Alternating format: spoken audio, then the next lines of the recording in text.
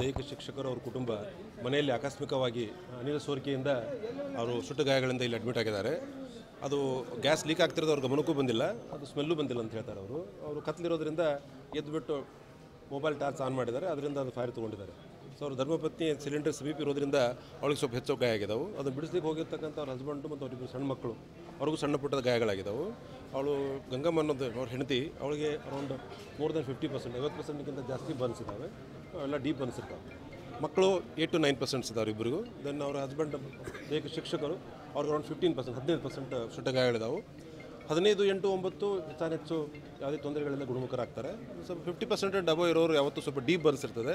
Deep burns ಇರೋದ್ರಿಂದ ಅವರು ಸ್ವಲ್ಪ ಕ್ಲೋಸ್ ಅಬ್ಸರ್ವೇಷನಲ್ಲಿಟ್ಟು ತೀವ್ರ ನಿಗಾ ಘಟಕದಲ್ಲಿಟ್ಟು ಹೆಚ್ಚಿನ ಕಾಳಜಿ ಮಾಡಬೇಕಾಗ್ತದೆ. ಮನೆಯಲ್ಲಿ ಇರಲಿಲ್ಲ ಅಂತ ನೀನು ಬೆಳಗ್ಗೆಯಿಂದ ಇರಲಿಲ್ಲ ಸರ್ ಮನೇಲಿ? ಯಾರು ಇವರು ಮನೆಯಲ್ಲಿ ಇರಲಿಲ್ಲ? ಮನೇಲಿ ಇರಲಿಲ್ಲ ಅಂದರೆ ಸಾಯಂಕಾಲ ಲೇಟಾಗಿ ಮನೆಗೆ ಬಂದಾರೆ. ಮನೆಗೆ ಬಂದು ಮಲ್ಕೊಂಡಿದ್ದಾರೆ, ಮಲ್ಕೊಂಡ ಮೇಲೆ ಕತ್ಲಾಗಿದೆ. ಅವಾಗ ಸ್ವಲ್ಪ ಏನೋ ಎದ್ದಿದ್ದಾರೆ ಅವರು.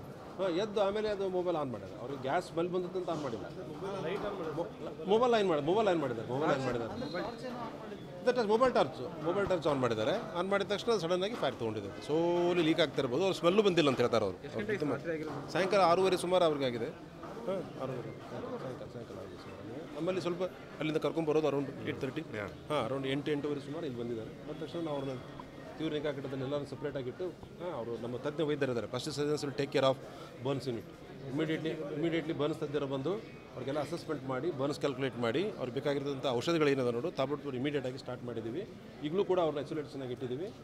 ಮುಂದಿನ ದಿನಗಳಲ್ಲಿ ಅವ್ರ ರಿಕವರಿಯನ್ನು ನಾವು ನೋಡ್ಬೇಕಷ್ಟೇ.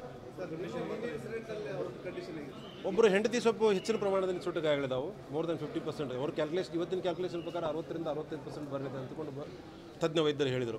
ಬರ್ನ್ಸ್ ಇನ್ಚಾರ್ಜ್ ಇರೋರು ಪ್ಲಾಸ್ಟಿಕ್ ಸರ್ಜನ್ಸ್ ಇರ್ತಾರೆ, ಅವ್ರು ನೋಡ್ತಿರ್ತಾರೆ.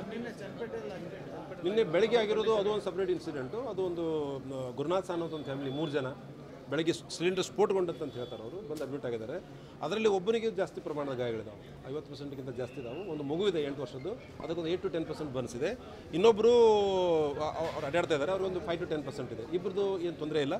ಒಬ್ರದ್ದು ಸುಟ್ಟ ಪ್ರಮಾಣಗಳು ಜಾಸ್ತಿ ಇದಾವೆ, ಅವ್ರನ್ನೂ ಕೂಡ ಬರ್ನ್ಸ್ ವಾರ್ಡಲ್ಲಿ ಇಟ್ಟಿದ್ದೀವಿ. ಈ ಪೇಷಂಟ್ಗಳನ್ನು ಕೂಡ ನಾವು ಈಗ ತೀವ್ರ ನಿಗಾ ಘಟಕ ಬರ್ನ್ಸ್ ಮಾಡಿ ಶಿಫ್ಟ್ ಮಾಡಿ ಮುಂದಿನ ಹೆಚ್ಚಿನ ಟ್ರೀಟ್ಮೆಂಟ್ ಅವ್ರಿಗೆ ಏನು ಕೊಡಬೇಕಾಗಿದೆ ನಾವು ಅಲ್ಲೇ ಕೊಡ್ತೀವಿ. ಥ್ಯಾಂಕ್ ಯು, ಧನ್ಯವಾದ.